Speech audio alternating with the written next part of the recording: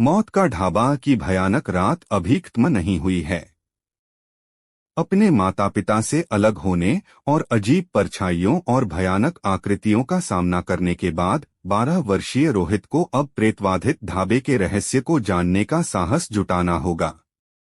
लेकिन जैसे जैसे अंधेरा गहराता है, उसे एहसास होता है कि सब कुछ वैसा नहीं है जैसा दिखता है, और छाया में छिपा खतरा उससे भी ज्यादा करीब है जितना उसने सोचा था।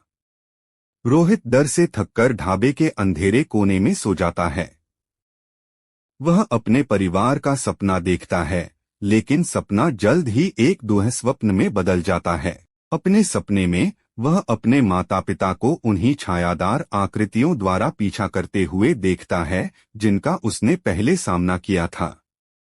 रोहित हवा में तैर रहा है, इस दृश्य को देख रहा है। उसका चेहरा डर से तनावग्रस्त है। रोहित अचानक जाग गया, उसका दिल जोरों से धड़कने लगा।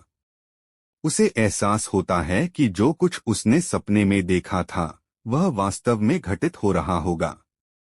वह दूर की चीखें सुन सकता है और अचानक छायादार आकृतियां उसके सामने साकार होने लगती हैं। भागने की बेताब कोशिश में रोहित ढाबे में एक टेबल के नीचे एक छिपे हुए दरवाजे पर ठोकर खाता है। वह इसे खोलता है और एक भूमिगत सुरंग की ओर जाने वाली एक सीढ़ी पाता है। हवा ठंडी और नम है और दीवारों पर अजीब प्रतीक अंकित हैं।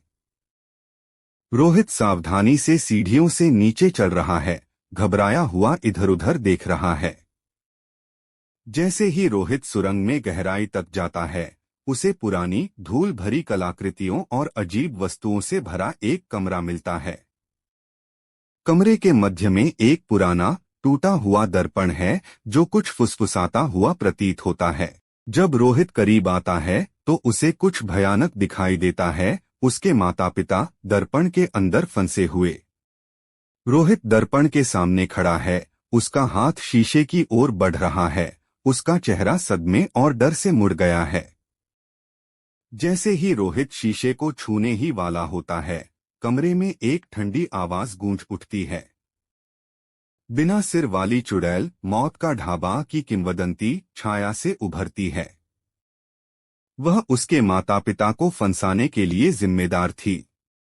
रोहित को अब अपने परिवार को बचाने के लिए उसका सामना करना होगा। रोहित अपनी जगह पर खड़ा है, उसकी आंखों में डर है, लेकिन उसके चेहरे पर दृढ़ संकल्प है और वह बिना सिर वाली चुड़ैल को घूर रहा है। रोहित अपना सारा साहस जुटाता है और महसूस करता है कि चुड़ैल को हराने की कुंजी दीवारों पर बने प्रतीकों में छिपी है। वह अपने ज्ञान का उपयोग अभिशाप को तोड़ने और अपने माता पिता को दर्पण से मुक्त करने के लिए करता है, लेकिन चुड़ैल आसानी से हार नहीं मानेगी। रोहित दीवारों पर चमकते प्रतीकों को छू रहा है। अभिशाप को तोड़ने के लिए लड़ते हुए उसका चेहरा फोकस से तीव्र है। अंतिम प्रतीक सक्रिय होने के साथ चुड़ैल एक भयानक चीख निकालती है और अंधेरे में गायब हो जाती है। दर्पण टूट जाता है और रोहित के माता पिता अंततः मुक्त हो जाते हैं। थके हुए लेकिन राहत महसूस करते हुए वे फिर से एकजुट हो जाते हैं और शापित ढाबे से तुरंत भाग जाते हैं।